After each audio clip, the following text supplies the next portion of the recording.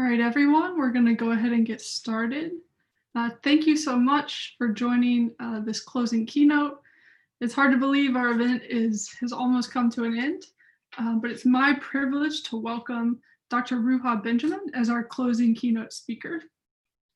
Dr. Benjamin is the Associate Professor of African American Studies at Princeton University, the founding director of the Ida B. Wells Just Data Lab, author of the award-winning book Race After Technology, and editor of Captivating Technology, among many other publications.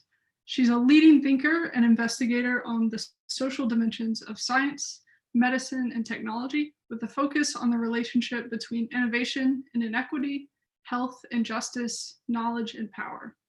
She's the recipient of numerous awards, fellowships, and accolades. I would encourage you to read her full bio and story on her website. But I want to share one fun fact about her that you might not find on her bio. Since the pandemic started, she and her family have started beekeeping, and inspired by Octavia Butler's speculative fiction, they call their bee farm Earthseed. I think that's a really fun fact. Would love to learn more about that from you as well. But we're so thrilled to have Ruha joining us for this closing keynote for this great event. I'm not going to take up too much more time. We all want to hear from her and what she has to say, but just be sure to submit any questions you have through the Q&A feature, and we'll take some of those questions at the end. So without further ado, I want to turn it over to Ruha. Thank you, Michaela, for that wonderful introduction. Thanks everyone for tuning in. I know it's been a wonderful but also long, probably couple days.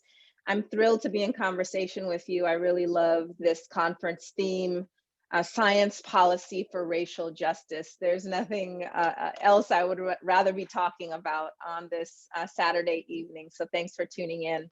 So, as a sociologist, how I see myself contributing to this conversation is offering some conceptual tools to help make sense of the multiple crises we face, the crisis of the pandemic or police violence or climate crises or a host of other issues that are actually all related. And so I think it's important to have an integrated analysis of both the origins and the ongoing processes that perpetuate these problems that we face. And so I want to offer some historical, sociological insights that I think can help us better diagnose what the problems are so that we could intervene more effectively. And so to begin, I want to suggest that racism, among other axes of domination and hierarchy, distorts our ability to read reality.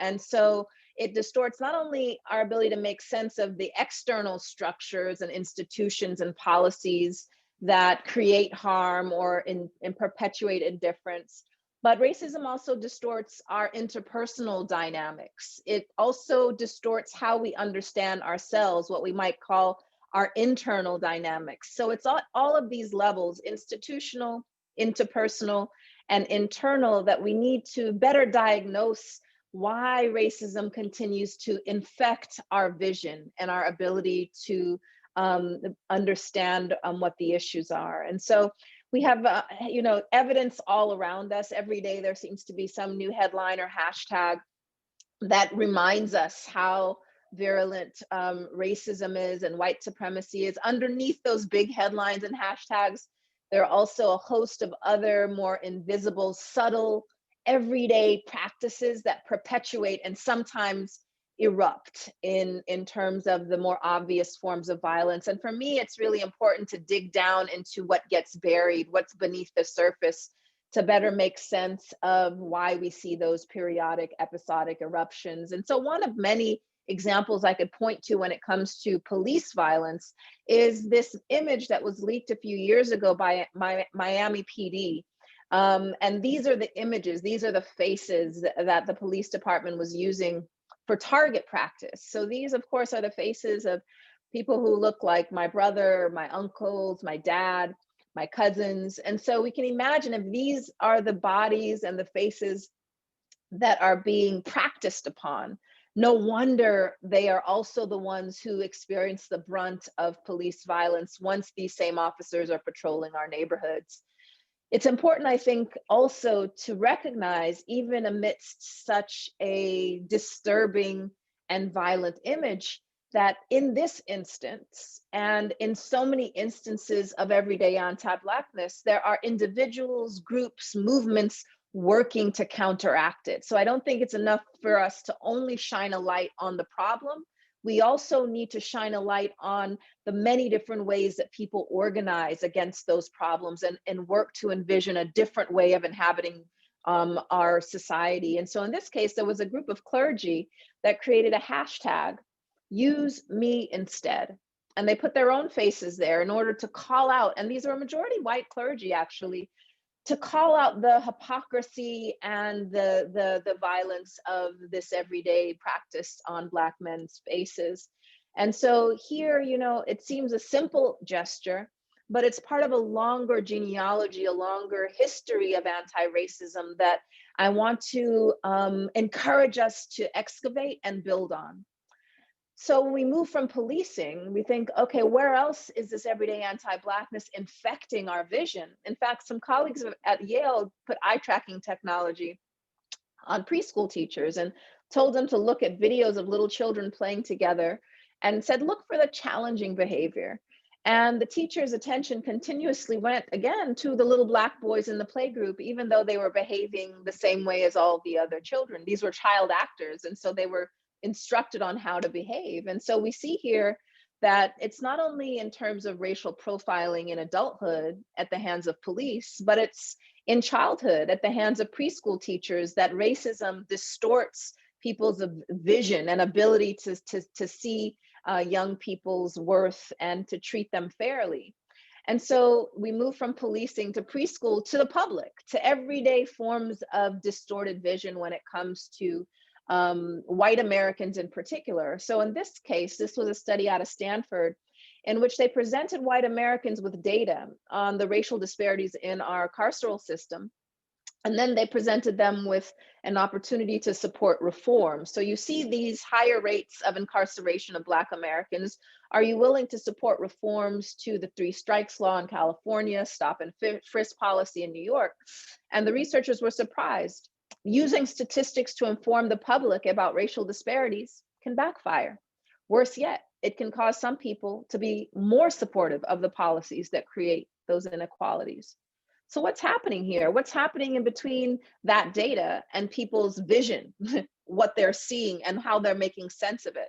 And so it's in that intervening space that I think we have to become much more rigorous. We have to care just as much about the stories that fill that space, about why those people deserve to be in those cages, as much as we care about those statistics.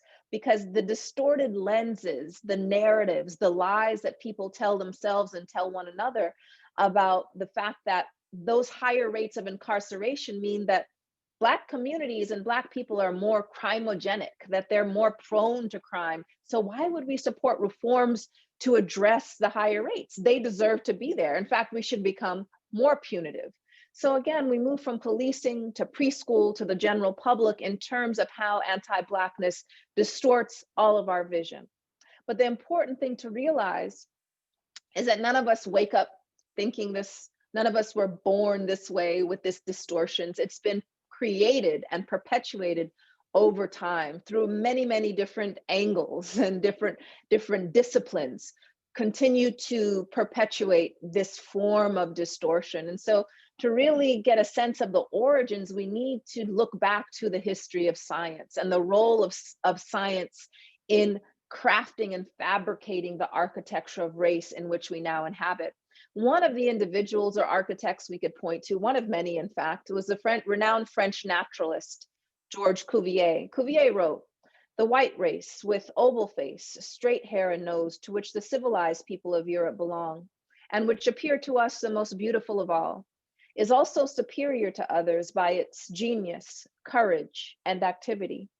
And then he went on, "The Negro race, marked by Black complexion, crisp of woolly hair, compressed cranium, and flat nose, the projection of the lower parts of the face, and the monkey tribe, thick-lipped, evidently proximate to the hordes of which consists, have always remained in the most complete state of barbarism." So there's a lot going on here. We won't fully unpack. I'm just going to highlight a few things that I think serve as a foundation for understanding where we are today. First is to recognize that within this architecture of race, that Blackness and whiteness are the key pillars that hold it up. That is, to understand the supposed superiority of whiteness and white civilization, it needs a foil, and that is Blackness and Black culture and Black bodies. So it's these pillars, even though humanity is very diverse and heterogeneous, it's this opposite that holds up the architecture. Secondly, is to note that the role of the body in naturalizing this hierarchy and this distortion.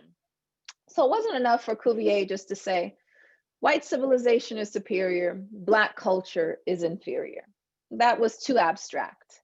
So he, along with other scientific, people who created the structure of scientific racism, they had to map these distinctions onto bodies. So that's why every single aspect of the Black body has been dissected, looking for evidence of inferiority, whether it's hair or nose or jaw.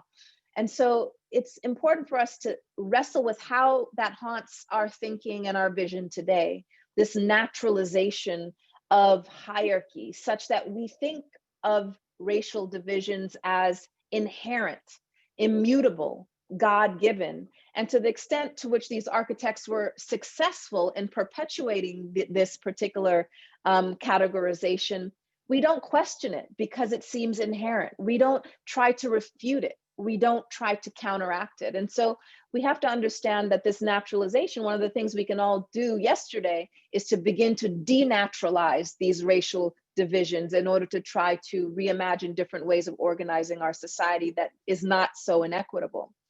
The very last thing I'll point out before moving on is, often when we're presented with these examples from the past, the gut reaction is to say, well, we can't judge the past by our standards today. It's not fair. Cuvier was a man of his time. We hear that all the time, don't we? And so here it's really important, as we, in the same way that I pointed out the use me instead hashtag, is to point out who was speaking back to Cuvier, who was refuting him. It's not simply people in the present, but in fact, one of his own students, one of his own followers, published refutations calling out the bias and racism in Cuvier's own writings, Frederick Tiedemann. And so here is an example, again, that we can build on, that he had both the courage and the insight as a scientist himself to publish refutations against scientific racism, one of the early anti-racist scientists whose legacy we can build on today. And so moving on, we think about how these categorizations haunt our visual culture. Again, thinking about how it's perpetuated. Many examples we could point to. This is just one in so far as it's so explicit. This Vogue cover is, mirroring this World War I propaganda poster, in which the mad brute in that case was the Germans, but in the positioning of LeBron's body, his posture, his face, all the way down to the choice of sneakers, we see the evocation of this earlier brute that LeBron is meant to embody. And not by himself on the cover, of course. Remember the twin pillars. And so to really draw out the brutishness of LeBron, there needs to be a foil, and that is Giselle, both in her choice of posture, her demeanor, and everything about their contrast is meant to evoke this racialized and gender distinction. And we know it's not just in this one instance, it saturates our visual culture all the way down to the cartoons that our children watch, in which darkness is associated with evil and lightness with goodness and heroism. And so another thing we can begin to do is be more discerning and call out this way of distorting how we see one another and how we come to understand ourselves. And so, which brings us to technology, which is, of course, not immune from this everyday anti-Blackness. Just like we see it in our educational systems, our healthcare systems, our policing systems, we see it in our computer systems. And so in this case, a simple exercise will reveal, if you put in the keywords unprofessional hairstyles, you'll get images on your left, professional hairstyles, images on your right, and you see the pattern emerge in which Black women's natural hair is coded literally unprofessional, a la uncivilized, going back to Cuvier. And we see again, with some exceptions, that white women's faces and hairstyles are coded professional. And this has real consequences in people's lives. It's not simply a function of the search, but rather this kind of everyday hair discrimination is so pronounced that some states have actually had to pass laws to try to counteract it and hold people responsible for discriminating in the workplace and in schools. In California, it's called the Crown Act, and in other states, they're also proposing bills and legislation around hair-based discrimination. So in some ways, our technical systems are reflecting back at us patterns and associations that are made in everyday life. And so what do we do when we see that mirror? What is our responsibility now that it's presented to us in this way? And so to really get in now down to the rabbit hole of the relationship between race and racism and technology, we have to move beyond a techno-deterministic understanding and conversation. What do I mean? I mean the assumption that technology is in the driver's seat, that we really don't have a choice in what technologies exist. We just have to work around them. We have to simply mitigate the harms. We don't have a real choice in what is produced. There are two versions that techno-determinism takes. One is on your left, the techno-dystopian version, in which it's the idea that automation and robots are going to harm humanity, going to slay humanity, going to take all the jobs, remove human agency. This is the story that Hollywood loves to sell us. On your right is the techno-utopian version, which is that automation, robots, emerging technologies are going to save humanity. They're going to make everything more efficient and equitable. And this is the story that Silicon Valley loves to sell us. And while these seem like opposing narratives, at least on the surface, as soon as we peel back the screen, we see that they share an underlying logic. That is that, again, technology is in the driver's seat. We are either helped or harmed, but the human agents and agencies behind the screen are hidden from view. The values, assumptions, the ideologies, the desires even, that permeate the culture of technological design are washed away, such that we are told that the technology that we have is inevitable. And so we need to begin to question with more force that inevitability. And so there are a couple of takeaways I'd love to put on the table for our conversation tonight that tie together both that intro about the kind of history and culture of racism that we live with, and now this next section, which is more focused on technology. And these takeaways will sort of provide the nuggets that in case you have to log off, you'll kind of know what I wanted you to know. In 3 minutes then. The first idea is that racism is productive. And of course, by saying that, I'm not saying it's good, so not in the normative sense, but rather in the literal capacity of racism to produce things of value to some, even as it wreaks havoc on others. Many people are still taught to think of racism as an aberration, a glitch, an accident, an isolated incident, a bad apple in the backwoods and outdated, rather than as innovative, systemic, diffuse, an attached incident, the entire orchard, in the ivory tower, in the tech industry, forward-looking, productive. In my own field of sociology, we often say race is socially constructed, but we often fail to state the corollary that racism constructs. Secondly, I'd really like us to think about the way that race and technology shape one another, because again, more and more people are accustomed to talking about the ethical and social impacts of technology, but that's only half of the story, because social norms, values, structures all exist prior to any given tech development. So it's not simply the impacts that we have to be concerned about, but the inputs that make some inventions appear inevitable and desirable, which leads to a third provocation, that imagination is a contested field of action, not an ephemeral afterthought that we have the luxury to dismiss or romanticize, but a resource, a battleground, an input and output of technology and social order. In fact, we should acknowledge that most people are forced to live inside someone else's imagination. And one of the things we have to come to grips with is how the nightmares that many people are forced to endure are the underside of elite fantasies about efficiency, profit, and social control. So racism, among other axes of domination, helps to produce this fragmented imagination where we have misery for some, monopoly for others. This means that for those of us who want to construct a different social reality, one that's grounded in justice and joy, we can't only critique the underside, that is, who racism harms. We also have to wrestle with the deep investments, the desires even that many people have for social domination. So that's the trailer, the main takeaways. Now I will turn to a few more specifics, beginning with popular discourse. What got me started down this road in the first place was the proliferation of headlines and hot takes like the ones you see here about so-called racist and sexist robots. There was a first wave of stories a few years ago that seemed to be shocked at the prospect that, in Langdon Winner's terms, artifacts have politics. A second wave seemed less surprised. Well, of course, technology inherits its creators' biases.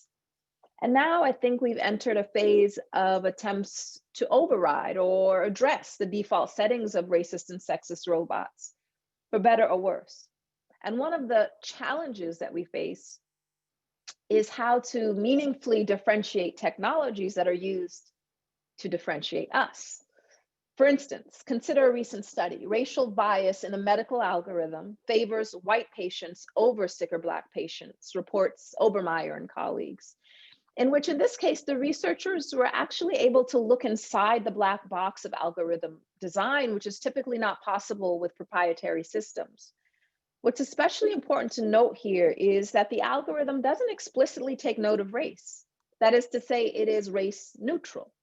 By using cost to predict healthcare needs, this digital triaging system unwittingly reproduces racial disparities because, on average, Black people incur fewer costs for a variety of reasons, including systemic racism. And so in my review of the study by Obermeyer and colleagues, I argue that indifference to social reality on the part of tech designers and adopters can be even more harmful than malicious intent. In the case of this widely used healthcare algorithm affecting millions of people, over double the number of Black patients would have been enrolled in programs designed to help them stay out of the hospital, had the predictions actually been based on need rather than cost. So race neutrality, it turns out, can be a deadly force. So one thing that we can all do is put aside the idea of colorblindness as a solution to tech-mediated discrimination or otherwise. The solution to distorted vision is not pretending like inequities don't exist, but clearing our vision and looking squarely at the patterns around us. So this combination of coded bias and imagined objectivity is what I've termed the new Jim Code, innovation that enables social containment while appearing fairer than discriminatory practices of a previous era. So rather than going up to a hospital and seeing a whites only sign, I can go right through the front door, but now there's an automated system that's producing the same patterns of discrimination that my grandmother experienced.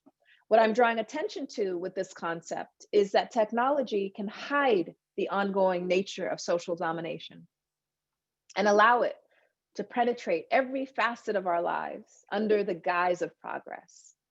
So what I'm encouraging us to think about is how anti-blackness gets encoded in and exercised through automated systems. And what I do is offer 4 conceptual offspring to the new Jim Code that fall along a kind of spectrum, from the most obvious, engineered inequity, to the most insidious, techno-benevolence. And for the sake of time, I'm just going to sketch out the last 2 processes with a couple more examples before moving to conclusion.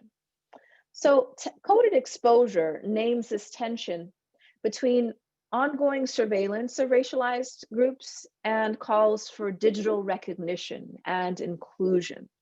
the desire to literally be seen by technology, as this image depicts. What I'd like to underscore is that it's not only in the process of being out of sight, but also in the danger of being too centered, that racialized groups are made vulnerable, so that being included is not simply positive recognition, but can be a form of unwanted exposure. So another thing that we can all begin to do more of is think carefully about this rhetoric of inclusion. Inclusion is not just an endpoint, but a process. After all, it is possible to include people into harmful processes, so that we have to aim for a much more participatory approach rather than predatory inclusion. Finally, some of the most interesting developments, I think, are those we can think of as technological benevolence that aims to address bias in various ways. Take, for example, new AI techniques for vetting job applicants. A company called HireVue aims to, quote, reduce unconscious bias and promote diversity in the workplace by using an AI-powered program that analyzes recorded interviews of prospective employees. It uses thousands of data points, including verbal and nonverbal cues like facial expression, posture, vocal tone, and then it compares job seeker scores with those of existing top performing employees to decide who to flag as a desirable hire and who to reject. Another value added, according to HireVue, is that there's a lot that a human interviewer misses that AI can keep track of to make, quote, data-driven talent decisions. After all, the problem of employment discrimination is widespread and well documented. So the logic goes, wouldn't this be even more reason to outsource decisions to AI?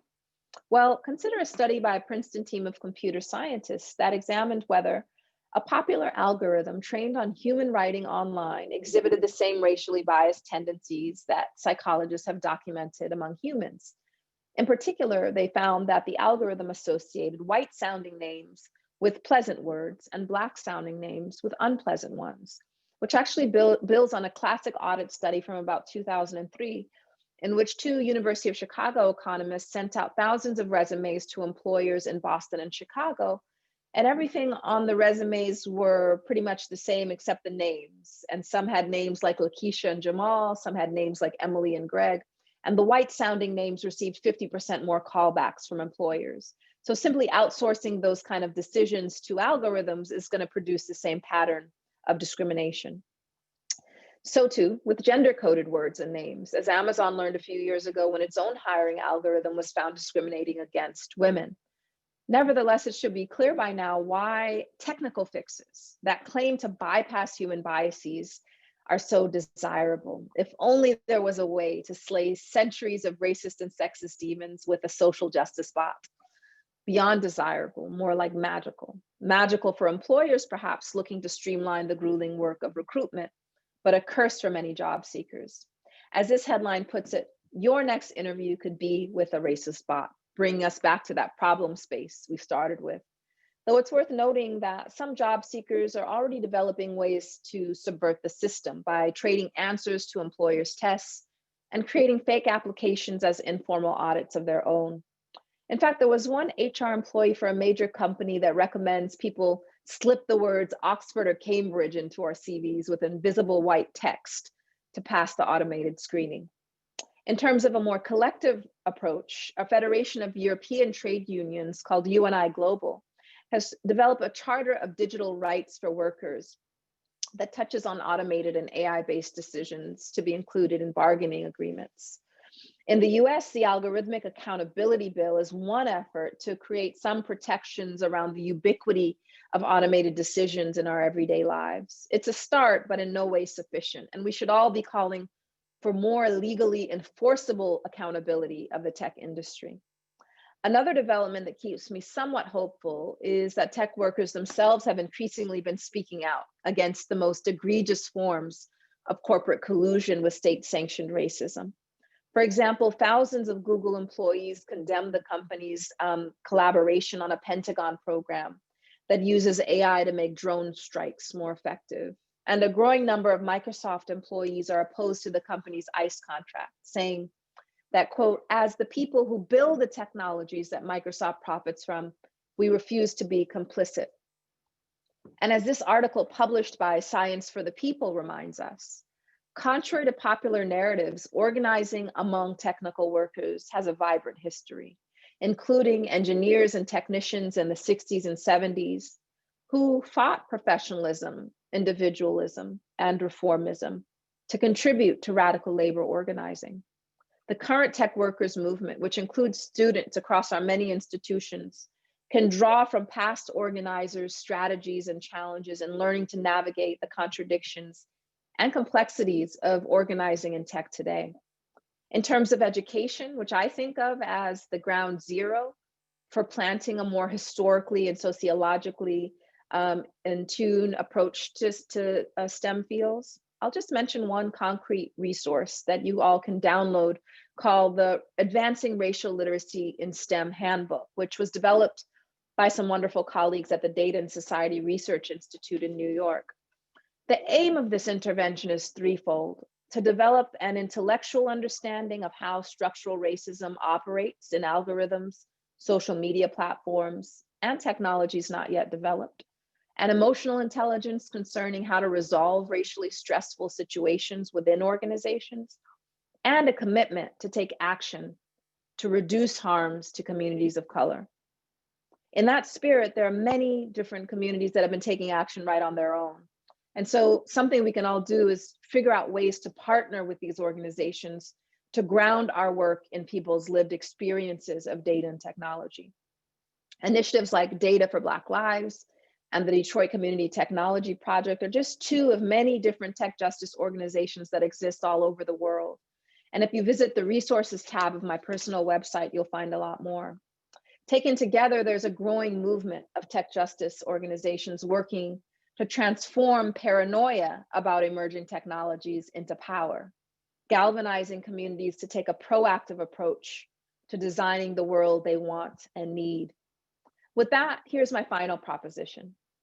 If it is the case that inequity and injustice is woven into the very fabric of our society, we see it from policing to preschool to the general public, we see it in our visual culture, we see it in our history, then each twist, coil, and code is a chance for us to weave new patterns, practices, and politics. Its vastness will be its undoing once we accept that we are pattern makers. What does that look like? It looks like putting aside colorblindness. It looks like thinking carefully about inclusion. It looks like calling for more public accountability, legally enforceable accountability of the tech industry. It looks like partnering with community organizations, and it looks like building racial literacy, historical and sociological insights into our work. So if, as I suggested at the start, an ahistoric and asocial approach to science and technology captures and contains, then a historically and socially grounded approach opens up possibilities and pathways. It creates new settings, encodes new values, and builds on critical intellectual traditions that have continuously developed insights and strategies grounded in justice. And my hope is that we all find ways to build on this tradition. So with that, I'm going to stop sharing my screen, and I look forward to your questions and comments. Thank you. Thank you, Dr. Benjamin, so much for that wonderful presentation. Very thought-provoking, much for us, I think, to sit and reflect on.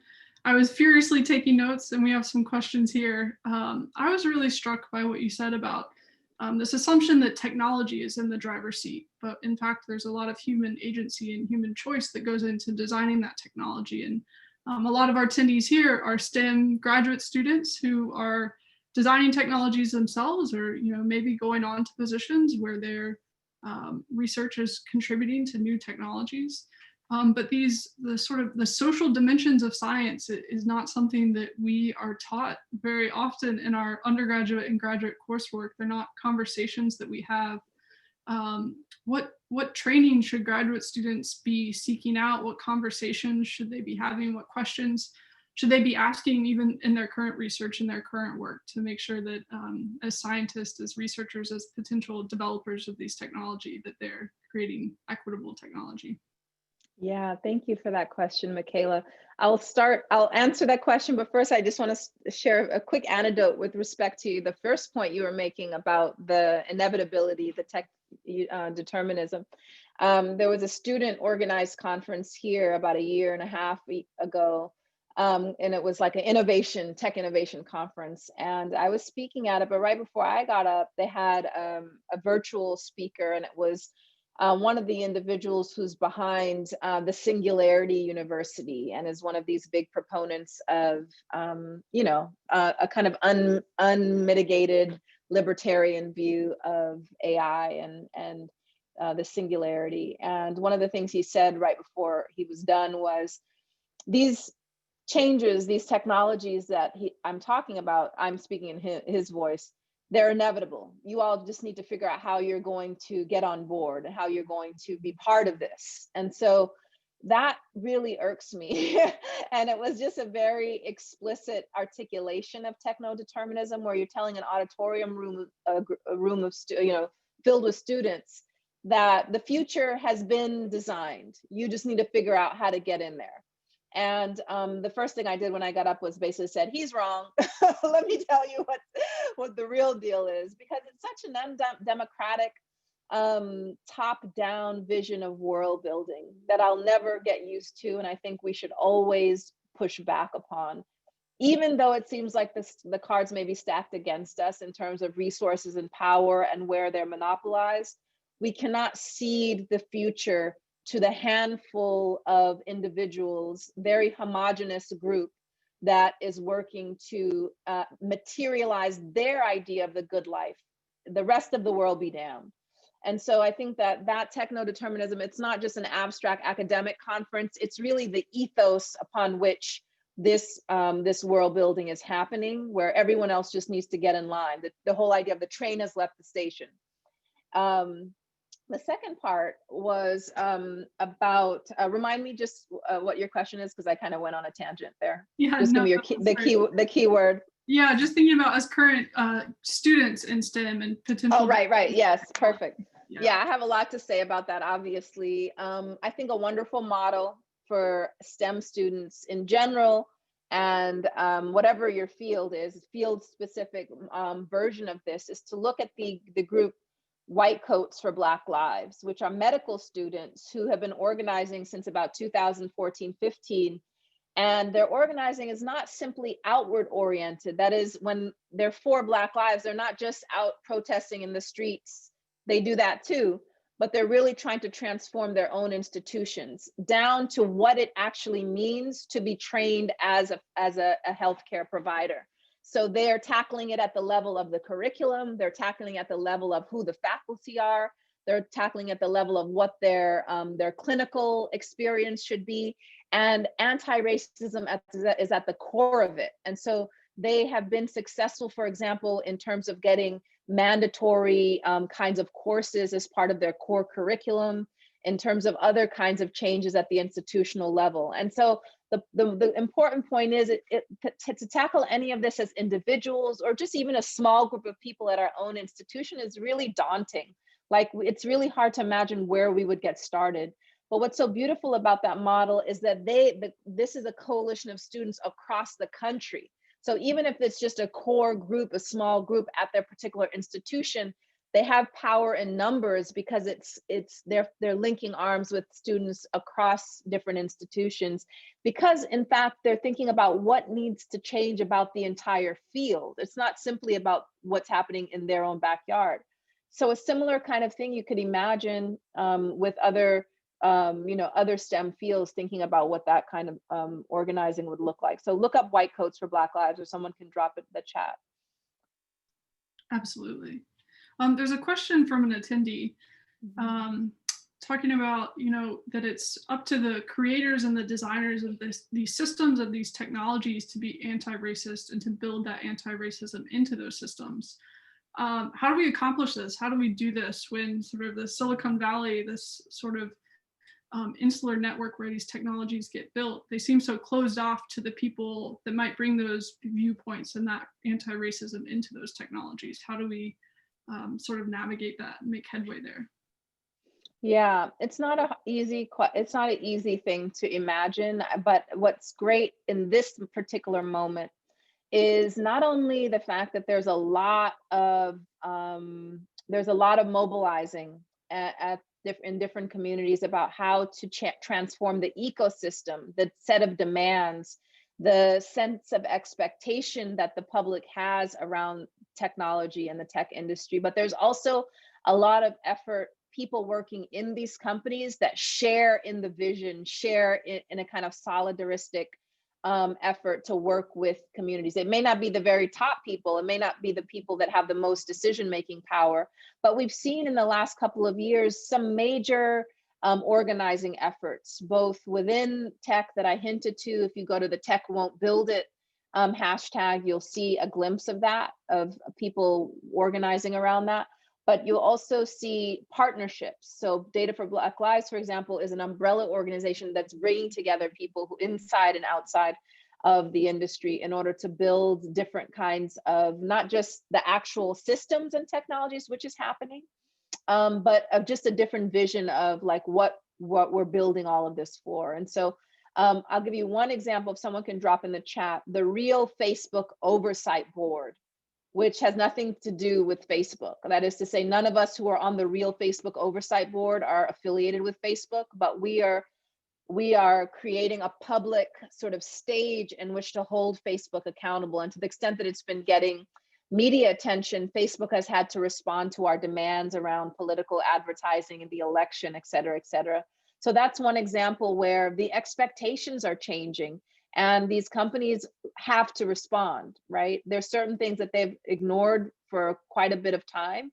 For example, a lot of the demands of our board, the Real Facebook Oversight Board, they've been on the table for a while, but only now that we're putting public pressure and essentially shaming the company for not acting on it, are they finally responding. So again, this is just one model of many in which we're trying to change the ecosystem, trying to change the environment in which these technologies are thought to be useful and thought to be a sort of response to public demand. Yeah, sort of following up on that. I mean, this community is one, STEM students, so they could be the developers of these technologies, but they're also very interested in policy and maybe pursuing full-time careers in policy, whether that be the federal government, the state government, even within industry. And we're also users of these technologies. So kind of thinking about these three different roles and ways that we interact with technology, either as the creator, the regulator, or maybe the consumer. What are some different actions that we can take in each of those different roles? Yeah, thank you for that.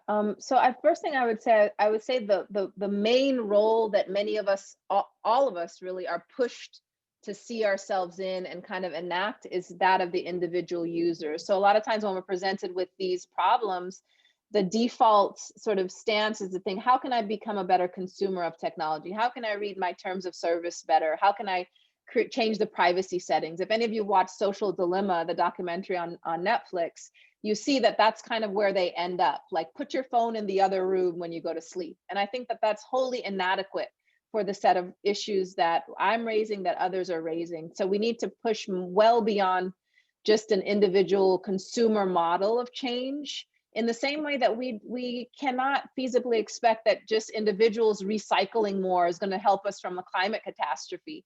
We have to hold big actors accountable. And so, which brings us to policy. And there's a couple different things to take into consideration. One is the powerful lobbying of the tech industry to either prevent strong regulations or to create policies that are wholly in their favor.